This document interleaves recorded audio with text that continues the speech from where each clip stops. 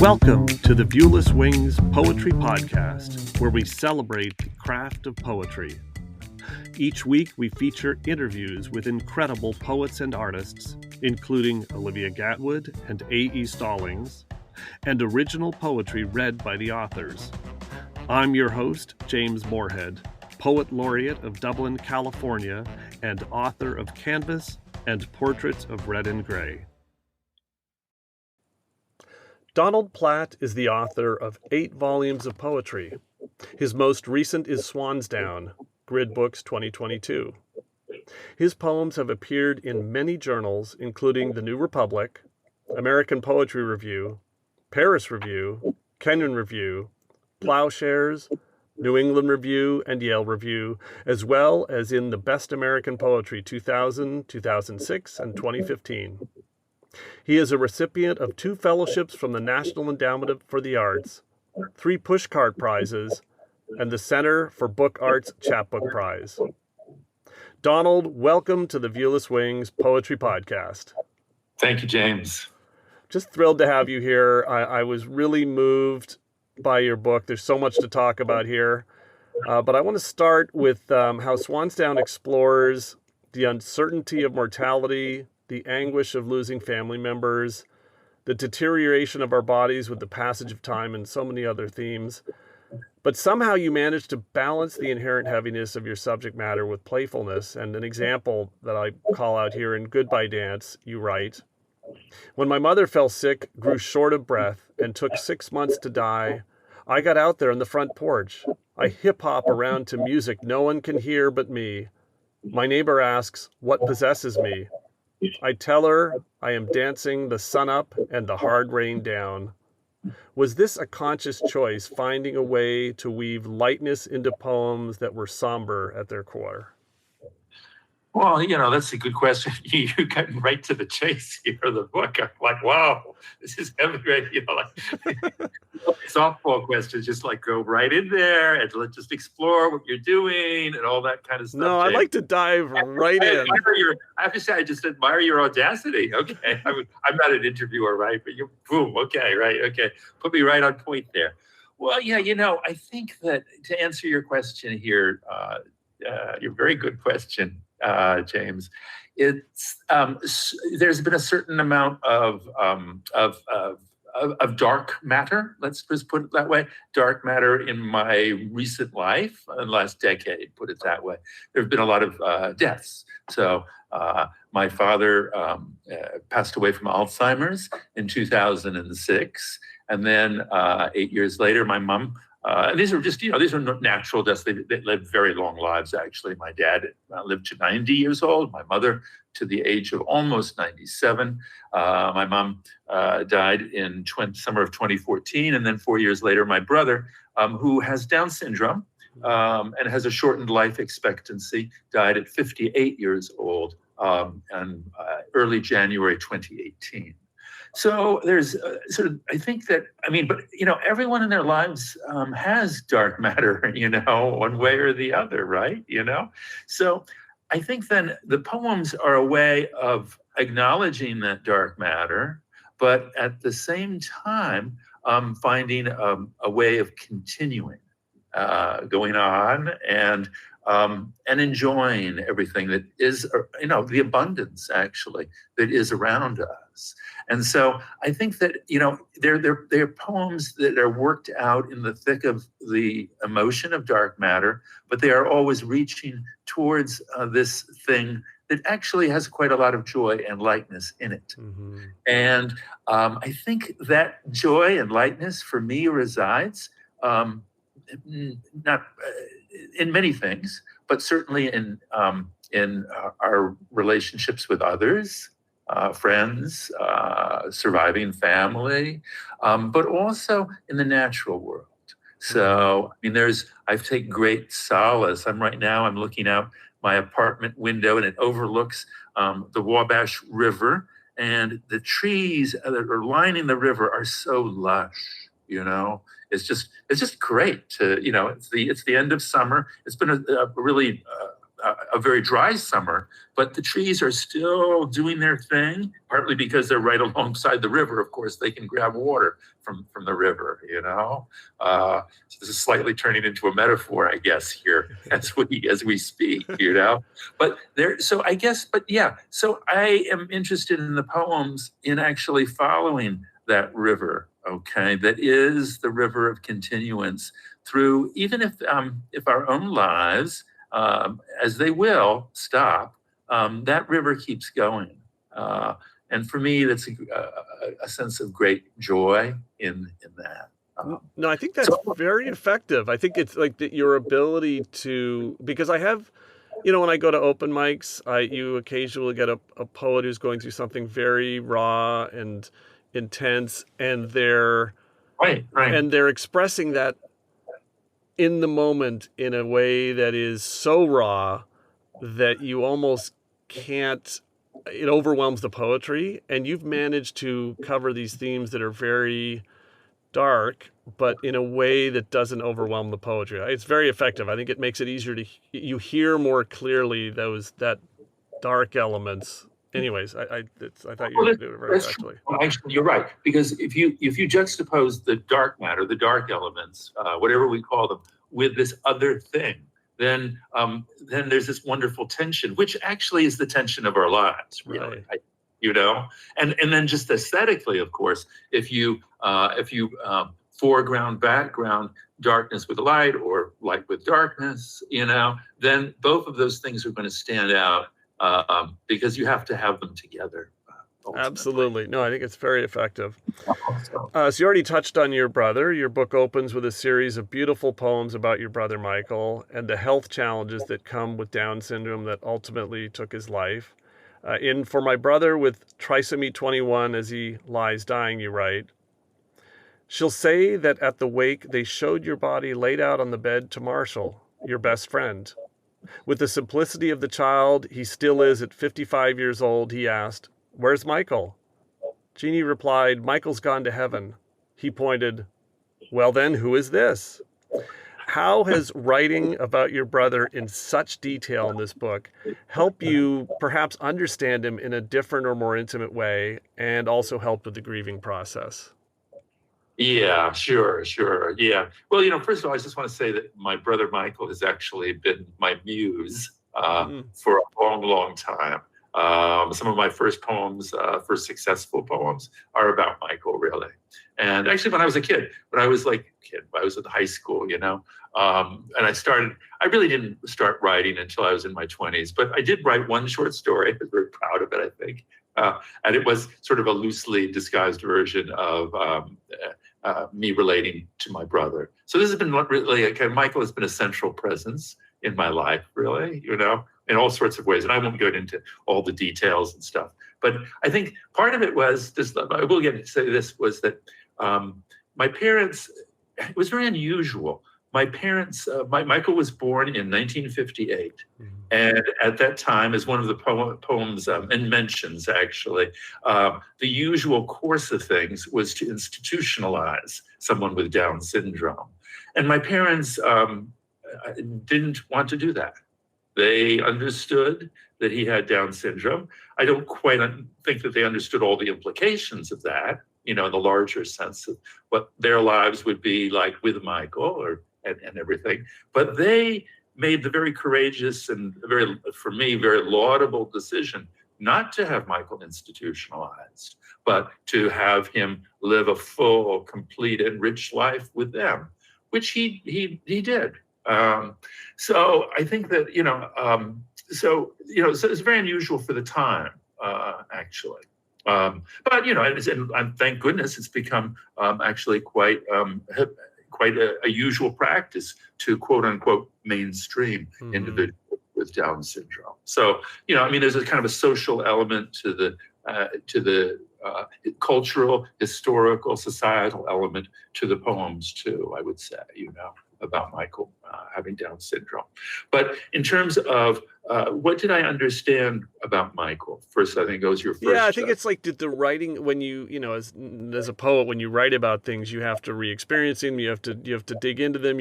I think when I write, I love writing ekphrasis. ekphrastic poetry, and I appreciate the art in a different way because I'm looking at it so intensely. I'm just curious, if did you learn things about your brother through this process of writing about him? Yes. Well, I think the thing that really came across very most self-evidently for me is how close I am to him. Mm-hmm. You know, how deep the bond between us runs. So that was the first thing. I mean, we'd always been close. We were very close. We were a very close family, really. But I came to realize how much I loved Michael, certainly through writing those poems. And then, with the grieving process, sure, yeah. I think writing poems, it helps with that. There's no question. Yeah. W.H. Auden has this poem, I forget which one, but the image is, and the line is something like the artist turns howling to his canvas or to his page. And I think, there's a sense that, in that howling that is grief, one goes to the page or to the canvas, and that page or canvas is a relief, actually, for us. It's a way, writing is a way of putting things, of giving order to what is essentially quite a chaotic experience. At least it seems so to me, our lives, right? So I think there's that sense of it. Not that writing is primarily, it is catharsis, but I think the other thing that gets added for the writer, and I think I could also say maybe for the visual artist, is that order happens. Mm-hmm. It's in a certain pattern. And that's not going to change things. It won't change the fact of Michael's death, for instance, right? But it gives one a sense that one has a little bit of control over it, that one can respond to it, that one can explore one's own emotions around a certain crisis event, And I think it goes beyond catharsis. I think it also externalizes it. It also, I know I've had to write, as all poets at separate times do, write poems in memoriam, and usually without any notice. My father-in-law passed away earlier this year, and 4 days later, I'm reading, a poem about him. Was very, it was unexpected. I mean, he was almost 90. But it's all, in this case, it wasn't the day. You knew that he was in the end, but he didn't have a terminal illness. So it was sudden, but not in a way unexpected, but still very traumatic. And then trying to capture that in 4 days. But I did found for me creating this piece of art that would live on a little bit was helpful for me as an extended family member. So I love the way you articulate that. Yeah. Yeah. And the other thing you mentioned that is you talked about ekphrasis and how you loved looking at a piece of art and sort of, I don't know, whatever, sort of absorbing it, you said? I forget. I'm like, I'll take photographs we'll go to a museum, take a bunch of photographs, and then go home and I'll zoom in on them and really get into the detail and then research and just everything I can, research as much as I can to find raw material that I can use in addition to what I see. Yeah, that's lovely. That's a wonderful impulse because I love writing about visual art, writing. Photography is like my little notebook, basically. Mm-hmm. I'm lazy as a poet. I'm very lazy. It's always like, it's just like, it's just like a chameleon. I'm the chameleon on the rock, and the little fly goes by. My tongue goes up, grabs the fly. That's sort of my MO here, really. Well, I have a question about that coming up, actually, but I'll park the thought of the chameleon with the fly. I like that. Okay. There's this thing where I think that it's really. I mean, for me, I respond very strongly, get very excited about visual art, images, and it's a stimulus, really, for writing. Yeah. Absolutely. Throughout your book, this is a more technical question. Most of your poems employ several patterns of indentation. For many years, I experimented with lowercase only, almost to a pathological religious degree that I backed away from, and minimal punctuation, and employed lots of indentation and enjambment to capture the intended rhythm and expression that I was going for. How have your forms of poetry evolved over the years, and what is your thought process specifically for indentation as a visual technique? Sure, sure, absolutely. So one of the things I mean, if you look at most of the poems in that book, they're written in tercets, and they're written in tercets that alternate short and long lines. And the tercets have a reverse pattern. So if the first tercet, say, starts out, it'll start short, then it'll go long and then short. And then the next tercet will reverse that pattern, i.e. it will be a long, short, long pattern in terms of line length. This is actually a mode that I discovered very early on when I was writing, probably I was 28 years old, something like that. It was actually suggested in a certain way by reading the poet Jimmy Schuyler. I don't know if you know Jimmy Schuyler. I'll have to look that up. New York poet. With O'Hare, very good friends with Ashbery. They were really close, Ashbery and Jimmy Schuyler. And so Jimmy Schuyler has these beautiful long poems. One is called The Morning of the Poem, which is probably my favorite of many favorites of Jimmy Schuyler's poems. And then also another long poem called A Few Days. He employed this kind of long, short line pattern, but he just did it in a block form. And then when I was a kid, when I was 28 years old, I discovered I was writing. I liked that. So another thing that is like, this is back in the 80s, right? So C.K. Williams was like, kind of cool and everything. And the way that C.K. Williams's poems are printed they're very long lined. Actually, they're like lines. They're too long for the page, so they have to be run over and then, indented. Okay. And this is not exactly intentional on C.K. Williams's part, but I loved the energy that got started in the rhythms that got started between having this long line versus the short line. Mm-hmm. So with sort of these things, this music, both C.K. Williams, primarily from a book called Tar, and then also my love for Jimmy Schuyler's longer poems. It felt really like a natural rhythm to me. It started really to capture the way my mind works. I'm kind of like pretty prolix, like I like a lot of language, basically. Mm-hmm. I'm not, you just cannot accuse me, I think, of minimalism. Though I'm actually going more and more in my current work towards more minimalism. That's a whole other story, okay? But it is about evolution you were asking about. Yeah. So when I was 28, though, what I found was that I could write these long lines, short lines, and then I thought, well, it's kind of blocky. So what if I put a stanza on them? And couplets, kind of prosaic. But then I found this dynamite thing that happens when you use tercets and you have the reverse pattern.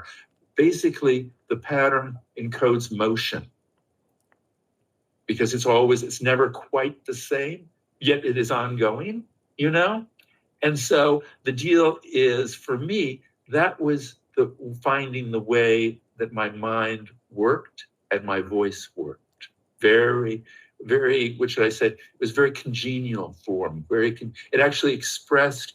I mean, you can see I love to talk. Actually, yeah. I love to talk to you or whoever. I actually love silence too. But when you get me going, it's like when I'm really talking. Then I like to follow out all the different tangents that my mind takes. And this expansive form, allows me to do that. And then another thing too, it also allows the long line for a kind of a narrative impulse, and then you can contract it to the short line, and that actually is a moment when you can stage lyricism. Right. So you have both of those things. I like to think, maybe I'm wrong, but I like to think that the poem in this form can incorporate both a more expansive narrative, anecdotal impulse, and then also tighten up to a lyric moment within the same poem. Okay, so that was my basic form, and for many years I just used exclusively that. There are two other ways of approaching language that I employ all the time. One is actually syllabics. So I'm very attracted to, I think, yeah, did I? Yeah. I'd have to go back and look at the contents and see if there are any syllabic poems actually in Swansdown. But I do like the form very much because it's kind of an invisible form if you're counting syllables, you know? And I like form in a way to be not to be too flashy, but to be there, you know, and give you kind of a way of holding the poem together. So syllabics, right now I'm actually using a lot of very short lines, a 5-syllable line to 6-syllable line. So that's a recent development. This short line is something I've just been doing in the last 3 years, essentially. Then there's also though the what I just call lyric prose, using that. And there's quite a bit of lyric prose in Swansdown. Yeah. So a poem like Fire, or Coney Island Avenue, I think, yes.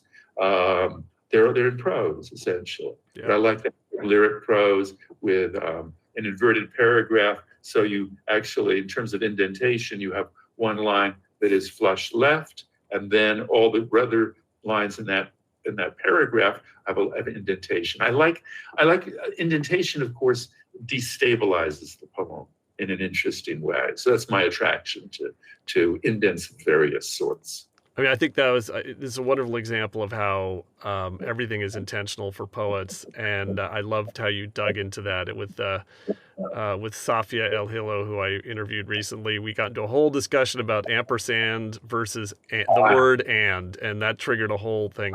And you've just planted a seed in my mind now that I'm going to have to try to write a poem with long, short, long lines that has a Morse code embedded in the poem that ties back to it. Now that'll be a tricky that's rattling in my head now. Anyways, that's a project for another day. Okay. Someone may have already done it, or I may have just given someone a prompt. I think that these kinds of talks between poets will help inspire both of us. They get to sort of reframe some of the things that we do. Absolutely. You employ ekphrasis as a device in several poems in this collection, and you'll read a couple wonderful examples later. What is your approach to ekphrasis so that the resulting poems are more than just poetically descriptive? Now, when I asked this similar question to A.E. Stallings, who writes wonderful poetry and wonderful ekphrastic poetry, she says, well, ekphrasis can just be descriptive. That's not necessarily bad, although I think it bridges to something else. So how do you approach ekphrasis? Yeah, that's a good question. Just first though, I haven't. You mentioned A.E. Stallings. I haven't seen A.E. Stallings since 1999, so that's a long time ago. But we were at a conference together at Sewanee a long while back. So anyway, I'm glad you've been in conversation with her. Yeah, that's neat. So yeah, in a word, and very simply, ekphrasis for me is when something in an image, and it calls out to me very strongly. And then what I have to do, if it's going to be a good ekphrastic poem, is I've got to explore as deeply as possible what that thing, or discover actually, what that thing is in the visual image that I'm writing about, why I'm attracted to it. Mm-hmm. So it's not just, for me, it's not just a description. No, it could, well, I'll circle back. But for me, generally, it's finding some way that the visual image, the exterior visual image will evoke something deeply personal within me. And so there's kind of like, there's the exterior image, there's the poet, and they've got to meet in some kind of, and create actually some kind of space in the middle. And that space in the middle is the ekphrastic poem. Yes. So, it's, I guess I've always been sort of stimulated by visual things, partly I think because my mom was an amateur watercolor painter. And so she was always painting. There were a lot of images around the house. And then she and my dad would take my brother and me to museums regularly. So it was just kind of this thing. We did a lot of looking in that family. And so it seemed like a natural thing for me. And so, honestly, ekphrasis is one of my major kind of modes of being in a poem, maybe perhaps too much so, but it happens that's the way I am. That's the way my mind/soul seems to work. So yeah, it's huge in my work as a whole, my writing as a whole. Ekphrasis is very big. There's this volume that's kicking around called Tender Voyeur, which is based on many, many images from the painter John Singer Sargent. And, it's a whole book of ekphrasis, essentially. So, yeah, it's a fave. Yeah. It also provides the prompt, which poets are always looking for a prompt or something to get that blank page kicked off. Right. And maybe too, I have to, in some ways I have to resist, at this point, I have to I have to resist the ekphrastic impulse because it's almost too easy for me to do, So it has to be something the call has to be very strong for me. And I have to recognize it and say, okay, then I'm going to write that poem. So I can always write it and then throw it away. Yes, true. So you have several long poems in this collection. One built around, I love this poem, around the ritual of kissing Oscar Wilde's grave, and another fire, wonderfully blending a text from 1666 about the Great Fire of London into a personal account of you and your wife working through medical issues. I don't want to talk specifically about those poems themselves, but more about how do you approach revising and editing a long poem, which has its own challenges of how long is too long, how edited out is too edited, how much detail do you include, how is it overloaded. I've written a number of long poems as well, and I find the editing process is different than something shorter.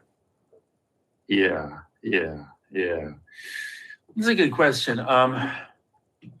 Well, with a longer poem, in general, as a writer, I tend to overwrite. So which is in a way a blessing because it's easy to cut back, right? Yeah.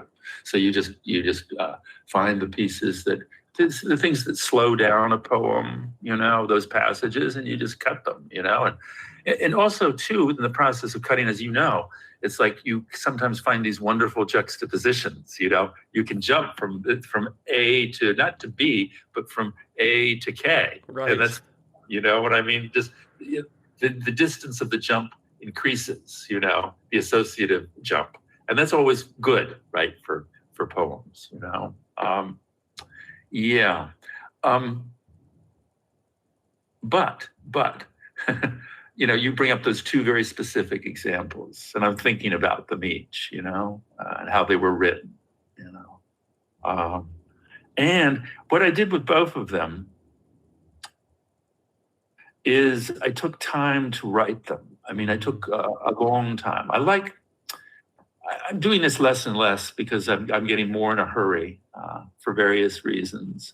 But if you slow down the writing process, then there's this wonderful thing that happens. I think the poem deepens a great deal if you slow down the writing process, because I don't know, your unconscious, of course, is working on the poem, night to night, week to week, month to month, and so, it just whatever the layering that happens over the course of time for me anyway, is often richer in associations, in a surprise of direction, than if I write a poem in a day or two. Mm-hmm. So in both those poems, certainly with the Oscar Wilde poem, I went to okay, so the poem you're talking about, I went to this wonderful cemetery in Paris called Ploughshares. And basically there are a lot of these, very famous and very wonderful artists and writers buried there. I took a lot of, we were talking about photographs as my notebook. I took a lot of photographs, Ploughshares. And then I went home, and then I took I don't know, I think a month or two at least to write this poem, basically working from photographs, working from essentially in an ekphrasis mode, even though it doesn't necessarily seem like ekphrasis as such, I mean, I just set myself in the graveyard and talk about the graveyard, basically, but it's essentially in the way it was composed, it was composed ekphrastically, just to say. But I actually had to do, oddly enough, I think I tweaked little things there. I showed it to two poets I trust. I got their comments. They had some good comments, but there was not a whole lot of revision that went. But interestingly enough, when it was published, it was actually, for various reasons, okay, so the poem was accepted by an anthology, like way back, right? And it was one of those anthologies that, really never happened, but it's almost going to happen. It's an anthology of long poems, right? And for really about at least 8 years, this project was, almost going to happen. And then finally, it just, the person who put it together and collected, I think, some very wonderful long poems said, it was very despondent, could not find the right publisher, et cetera, et cetera. So I'd not sent the poem out for a long, long time. But then, so it just got published actually, like within the last few months, and anyway, but the editor at Fence, I love this stuff when it happens, right? Yeah. They really liked the poem, but they said, geez, could you kind of like cut off the very beginning and then cut off the very end of the poem? And they were right. I didn't need either of these things. I love it. I'm very what should I say? Very open. I love suggestions. And if they're good suggestions, I have no qualms in taking them at all. It's like ego goes as absolutely goes beyond, it's beside the point. Who cares about my ego? I don't have any ego really in a way when it comes to poems, because it's like, and the revising of poems, if someone can make a suggestion and it's better, I'm totally for it. It's just like, thank you. I bow down to those Totally. editors. Yeah, I want the best poem possible. And if that is it augmented by feedback, that's great. Yeah. So anyway, I think it was probably Rebecca Wolf and her editors that just said, hey, do you really need the beginning? Do you really need the end? No. Bingo. It was fun. And then actually the other poem, Fire, not a whole lot of revision went into that one. Honestly, I mean, I'm a total, listen, I'm like a total revision head. You know what I mean? I'm like, well, let's revise it. Let's take it apart. Let's rebuild it. Let's do all these things. I mean, my favorite story in the world is W.H. Auden, who I obviously think a lot of as a poet. One of his friends surprised him. He had taken a poem and just scissored all the words out of the poem and spread all the words on a carpet. And he was just rearranging all the words. And so the friend said, Whiston, what have you done to your poem? And he said, oh, I'm just revising it. I'm like, totally, that's like my ultimate like revision thing, right? I think that's just brilliant, to have that attitude that you can, the poems are, and they're made out of these total mobile parts and you just take them apart, right? But sometimes you get really lucky and then things kind of fall almost into the right place if you're slow and then don't need to be nudged too much. Yeah. Yeah. And so it's weird because you focus on two poems that they're long poems. They didn't have that much revision. Yeah, no, sometimes I've had poems almost fall out of me, but I think I've been chewing on them for a while in the background, and then I'm ready to write them down. And it's not like I just started writing the moment where I physically start writing. Yeah, this is really important. I think it's very important just to chew, as you say, to sort of masticate these things. Yeah. You know what I mean? Like your cow. It's almost, when you get something that's really good and you know that it's possibly really good, you almost want to refrain from writing it and just give it more time. Yeah, because you may lock it into something and get too connected, too attached to something because you've written it down now and it feels a little more permanent than it really should feel. Yeah. Yeah. Yeah. I mean, like, okay, so case in point, I have this thing called an essential tremor. which is, and there's no ideology to this thing, but my right hand shakes, right? Mm-hmm. And I've always wanted to write a poem called Essential Tremor. I think it's a brilliant title, Essential Tremor. I mean, right, Yeah. Zagajewski has a book called Tremor, but this is Essential Tremor, so I feel like it's different enough. But I've tried for years, right, to write in a poem called Essential Tremor, right? And they really weren't very good, you know what I mean? But just recently, in the last 6 months, I think I may have managed to write Essential Tremor. But literally, it's taken 20 years to write Essential Tremor. I mean, yeah. Yeah, I think that there are poems that you chew on for years, and then all of a sudden it's the right time and they come out. Yeah, right. So I've got one more question before I hand the mic over to you to read some selections from your book. When reading Caddy, another poem I love, I get the sense of you seeing poetry while you were in the moment, kind of like things we see and chew on. You write, I read the large sign, today's course rules, posted on 2 freestanding boards whose hinged tops lean together to form an upside-down V. I have to ask Erwin to explain the rules. The first is, carts scatter. Oh, that means we're supposed to drive our golf courts in the most unpredictable patterns possible across the fairway so we don't make ruts by going all the same way. Were you writing this poem in your mind while you were playing the part of a caddy for a day, or did you replay the experience later to create the poetry, or a bit of both? That is a good question. Yeah. So I'm talking about, we were just talking about here, just holding the poem, refraining from it, writing it and everything, and just sort of letting it build slowly. But no, I think there's another kind of poem where I feel like I walk into a poem, basically. Do you know what I mean? You're just, oh, this is like a poem happening around. You know what I mean? And then I just go, and then I can just sort of sit back quietly and just let it happen. You know what I mean? And sort of just absorb the images, whatever it is that might be, in there, right? And this happens quite frequently, I would say. Not all the time, but quite frequently. And you love it as a poet, right? You just go, this is a gift, Yes. This experience, whatever it is that's happening here, where there's echo, you feel like you're in this echo chamber where things start to resonate, and that's magic when it happens. And then basically your job as a poet is not to lose that moment and to write it down as best you can, There's this wonderful thing. Oh, what's her name? Hold on. Let me just go back to my bookshelf for a moment. Sure. Ruth Stone is wonderful on this. She says, it's like she sees a poem, but I think she totally, like, it's a literal thing for her. Like, she sees it in the air, right? And she sees it, S-E-E-S, sees the poem, but then she has to seize it, S-E-I-Z-E it. And if you let that moment cool, if you don't work in the moment on it, then it's hard to get the poem. Yes. Do you know? So it's a weird thing. Sometimes you have to be, you exercise restraint.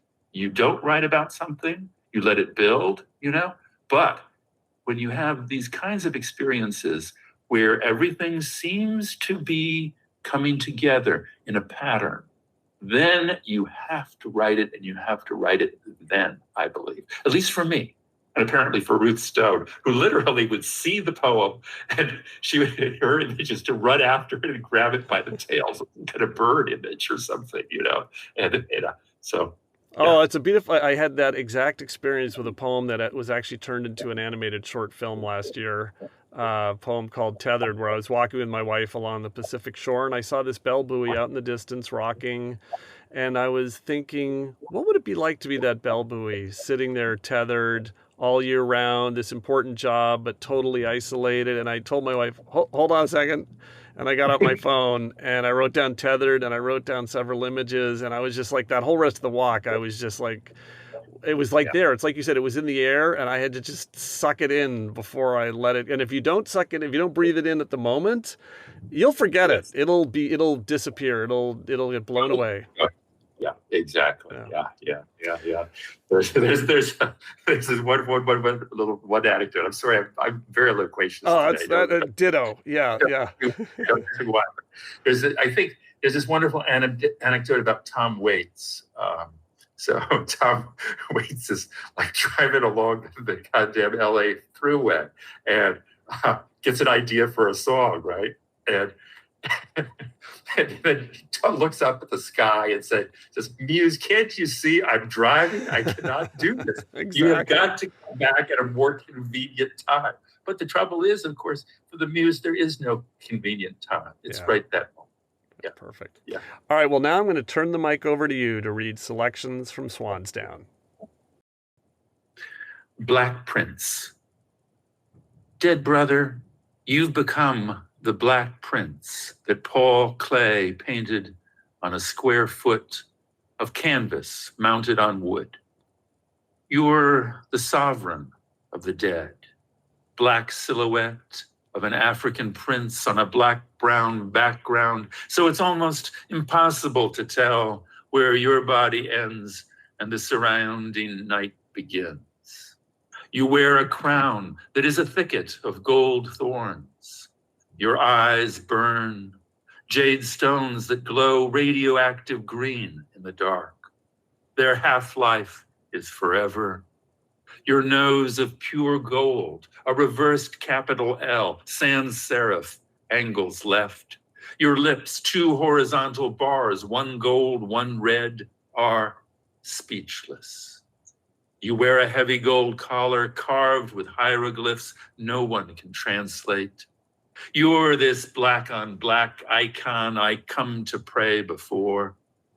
Black Prince, ruler of the full moon that shines in the upper left corner of Klee's painting like a golden Russian Easter egg. We are your people. We all shall walk death's middle kingdom and bow down unto you. But on the other side of death's continental divide, you were my brother. You had Down syndrome. You put on a crash helmet that buckled under your chin and learned to ride a white donkey named Billy Boy. The equine therapist led you on Billy Boy by the halter around a circle of orange traffic cones in a sandy outdoor arena. She raised a wooden broom handle high and asked you to reach up one arm, then the other, stretch as far as you could, and touch it. You did. Billy Boy is still alive. You like to say, that's right. In this life, you needed no other words. Today, the sun is shining. That's right. I had a bicycle crash and could have died. That's right. Brother, you died on the 8th of January. It snowed.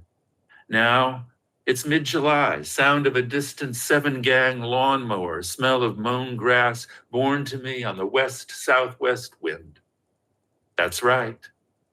Brother, be my Black Prince, my mystery, sign of the world I'll never understand. In your 4-fingered hand, you hold out to me a lemon, a live and golden hand grenade. Cloud study. I keep returning to John Constable's study of clouds. Oil on cardboard, 6 by 7.5 inches. It shows purple-gray thunderheads, one patch of blue above low hills, and 2 small trees flanked by shrubs in the left foreground. A sketch en plein air, a half hour's worth of work at most.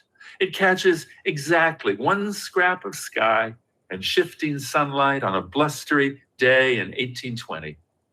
The year King George III died in Windsor Castle, blind and insane.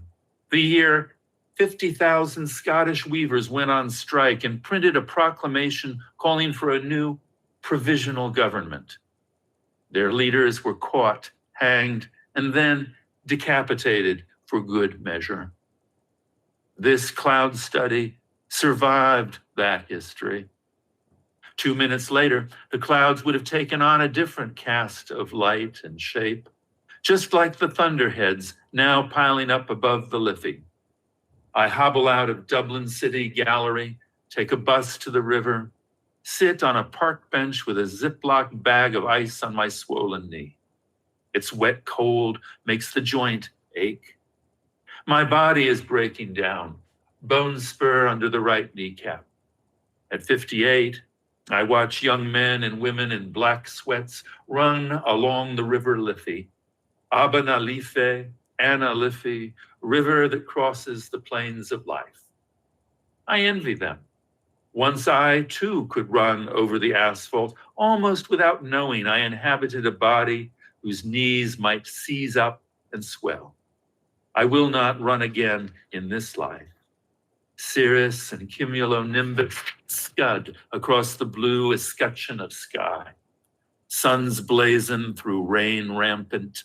My life is a cloud study. For some larger landscape, John Constable never got around to painting. It hangs in a gilded frame.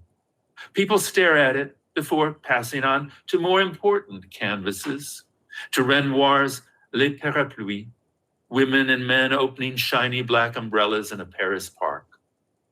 There, a mother shelters her two daughters under an umbrella meant for one. The younger daughter holds a wooden hoop she has been rolling along tamped dirt paths, whipping it with a stick to keep it spinning before the rain settled in. Renoir painted this small family in his lush, impressionistic style. 5 years later, after visiting Italy and studying Piero della Francesca's frescoes, he came back and finished the painting in his new manière aigre, or harsh style. He handled the gray silk folds of the auburn-haired woman's dress on the left as if they were granite to be sculpted. She carries a market basket filled to the brim with shadow. To approach old age, one needs a new, harsher style. Here, by the Liffey, mothers push screaming infants in strollers. 5 teenagers in blue jeans and bright yellow or green raincoats walk by, joking, texting on cell phones, smoking. One girl and her boy hang back, embrace, French kiss, a long 10 seconds. Another boy shouts over his shoulder, "Get a room." A pair of mute swans preens and swims down the river Liffey, whose amber waters mirror how the clouds pass. Avalanche of cumulus that hangs forever on the burnished surface, unrippling in my memory. Vast sky surf, cloud after cloud cresting, breaking, to be washed away to blue nothing. Each of us, lovers, mothers, runners, me, no more than wind-blown Swansdown. First crocuses.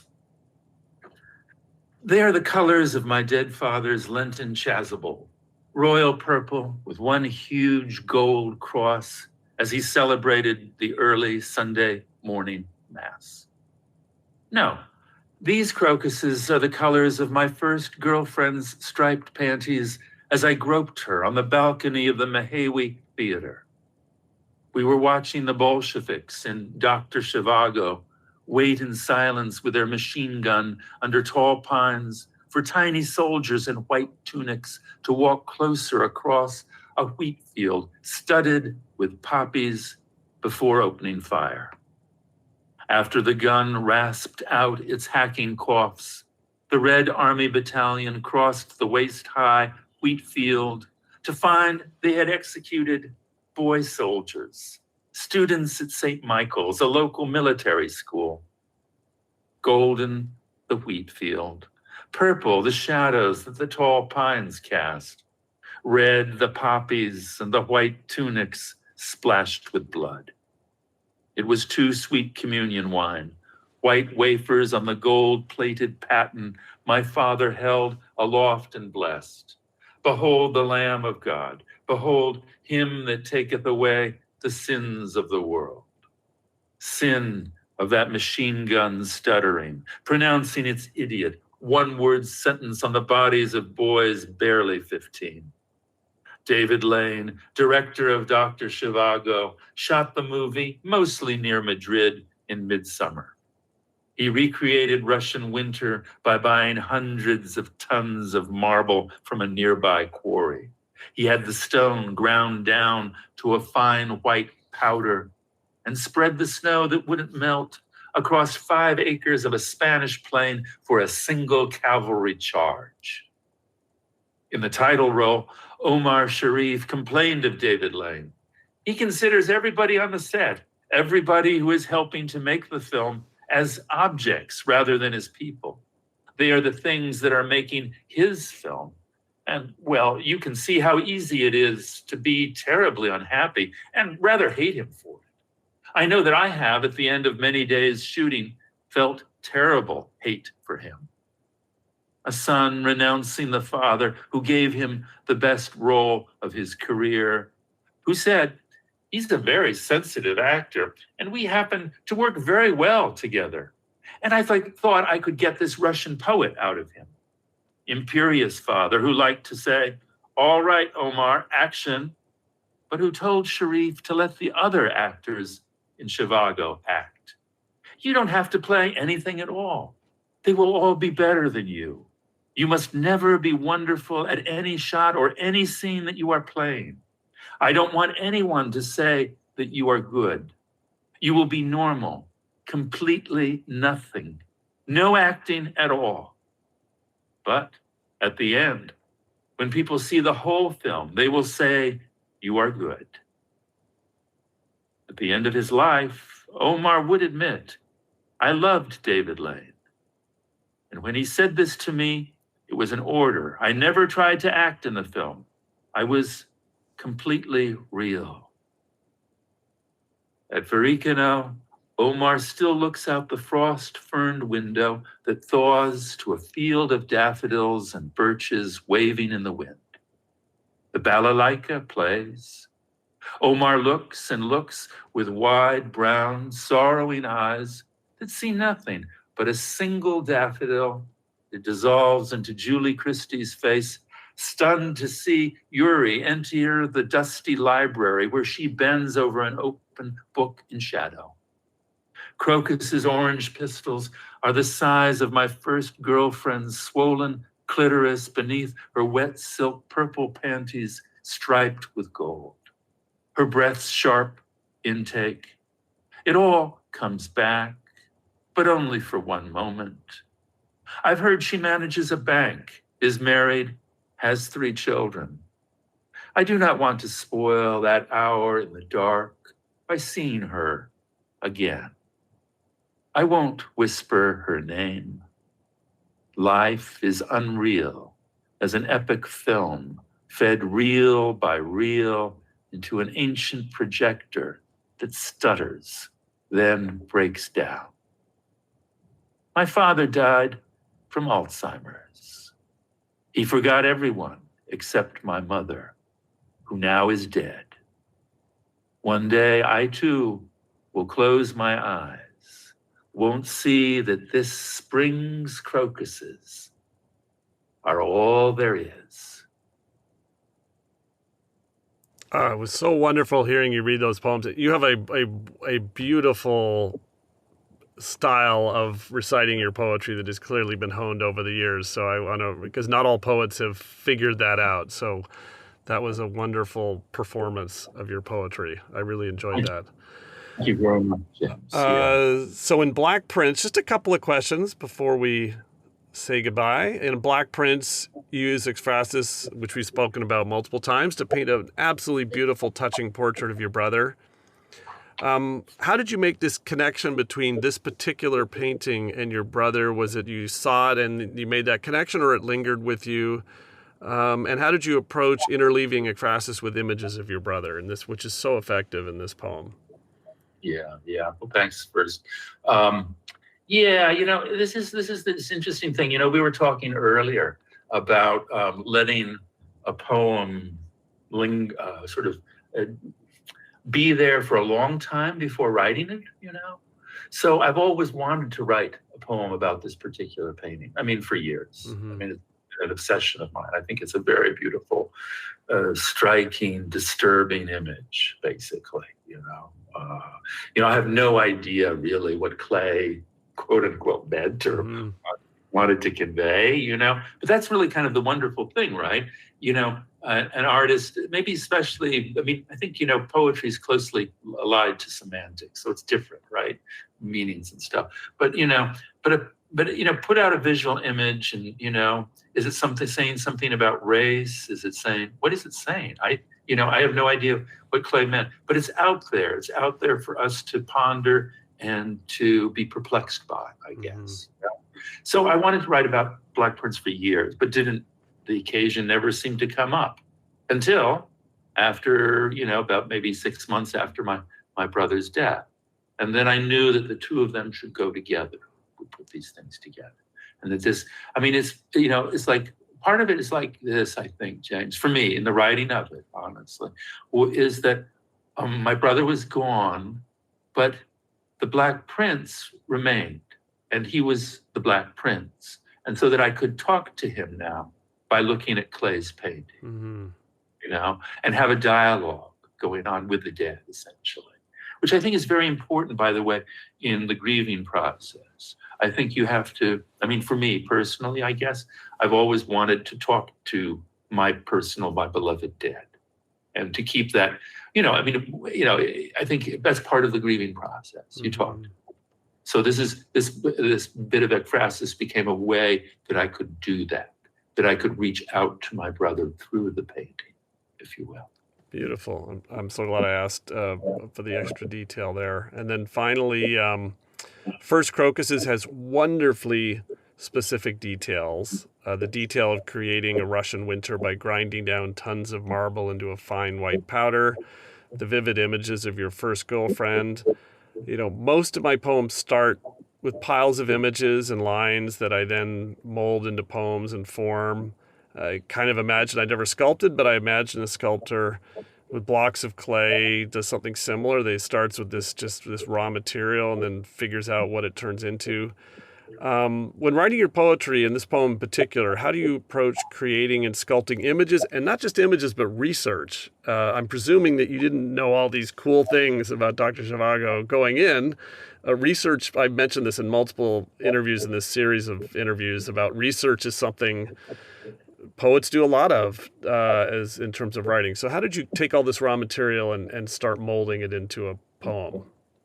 Yeah, well, you're right. I mean, there a lot of research did go into it, really. Yeah. So I was really, you know, what it really boiled down to was combing the internet for finding very obscure interviews. I mean, these, you know, I mean, it took more than several days to find this. And then you listen to them and you kind of like, you know, I'm always looking in research, and I do a lot of research on certain poems, no question. But I'm always looking for the detail that is so specific and so revealing and will give me an angle on a character or whatever. So it might be something like this great stuff that Omar Sharif says about David Late when he's actually making the film, right? And then the opposite, David Late is saying, oh, everything is just hunky-dory. It's great. I got this great actor, you know, we get along so well. It's like, no, you don't. You know? It's like, you know, it's sort of, and then it becomes, you know, you can feel that sort of that, what should I say? You know, that this ultimate thing between father and son, right? Where at least my experience, I don't know how, you know, everyone else does it, but there's a certain amount of friction between fathers and sons, I think, you know, in the maturation process, on the son's point of view, that has to happen, right? You know, so it's like, this is all kind of writ large. But yeah, so you have all these details, right? And you find all these details. And then the question is like how you play them, basically, you know? And I try to not think it through, you know? I think that's the wrong thing. Like, when am I going to do this? What am I going to do? You just got to go from one line to the next line to the next line. You have this wealth of detail in your head, and you don't know really how you're going to play it, but you just let your associative imagination tell you when it's time that this detail enters the poem. You know, so Gregory Orr, poet. I don't know if you know Gregory Orr's work. Really wonderful. Especially, I should be so snide. He wrote great early poems on it. You know, he really did. I mean, you know, Greg, please forgive me, Greg. You know, but you did. You wrote these amazing poems at a very young age. Anyway. So Greg once told me that I worked with him. I had the wonderful opportunity, pleasure, honor to work with him very closely. And Gregory Orr is a wonderful teacher. And he once told me that there are basically two ways that poems get constructed. And he went to the thing of sculpture that you mentioned, right? And he says, well, you can take this big block of marble or whatever, and you just cut away, right? Right. You find the image, right? The other way, though, is that you have a structure. You have kind of like actually something that's made out of wire, and you take clay and you're just putting the clay around the structure. You're building it up that way. So it's either building it up or, compression, taking away. For me, in this particular poem, because I'm a great believer in cutting and revising and all that kind of stuff. But for me, it's kind of a process of accrual, of adding actually, rather than taking away. You start with a certain image, and you just let that image guide you. And then that image connects to another movement of thought or emotion or feeling. And then you have this wealth of bank of images. And now you realize that now it's time for that detail to come into the poem. And then you play that detail, and then you let that detail determine what the poem is going to do next. In other words, it's like not really me, conscious me, writing. It's more poet me as channel for something else, something greater, honestly, coming through. And that, I believe, for me, is the easiest way to approach the writing process. The will, the reason, all that, the intellectual stuff can happen later, when you're in a certain process, part of revising. But that initial putting a draft together, I try to keep my own thoughts or sense of how I'm going to determine the poem rationally outside. I try to let that go. There's this wonderful, brilliant, oh my goodness, I think, what is her name? Fiction writer. Oh my God, it's like, oh Lord, I'm really bad on names, I'm terrible. But I can relate. There's this wonderful fiction writer, very popular, and you guys can look it up on YouTube. Okay? Yeah, this is now a quiz, this is a test, a little Easter egg hunt for the listeners, yes. Yes, exactly, okay. So this wonderful, brilliant writer did this TED Talk on the word genius, really. And the word genius, of course, in the Romantics said genius, this individual, incredibly gifted, right? Who somehow or other, writes these things or paints these things or composes these things, right? And, there are geniuses, absolutely, my God, was it last night? Yeah, I was listening to Beethoven's Pastoral Symphony. This is amazing. Yeah. It's kind of like unlike Beethoven, Beethoven is unlike the Beethoven of the Ninth Symphony or the Fifth Symphony. It's just this great, it's just this unforced, beautiful music, and it's not long. It takes half an hour, maybe tops, the whole symphony, and it's like, wow, that's genius. And it really is. No question about it, right? But there's the older idea of genius, which is that genius is a spirit that inhabits a certain place, a certain locality. This is the Roman and Greek idea that a genius, or the Greeks would call it a daimon, D-A-E-M-O-N, is a spirit outside you that inhabits a certain place, and that as an artist, what you have to do is you have to get in touch with the genius and let the genius speak through you, that outside spirit. And I'm very much a proponent of the latter kind of sense of artistic creation.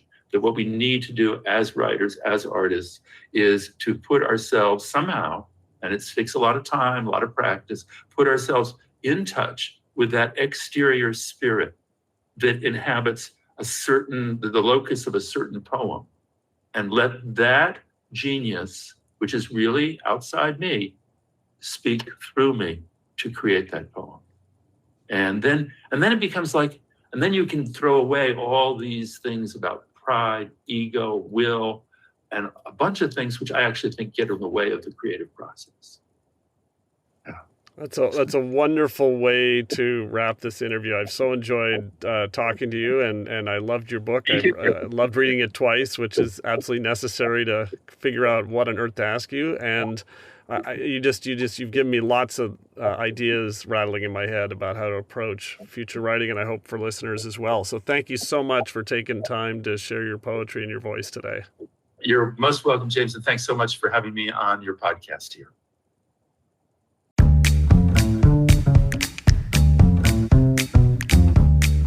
The Viewless Wings Poetry Podcast is written and produced by James Moorhead.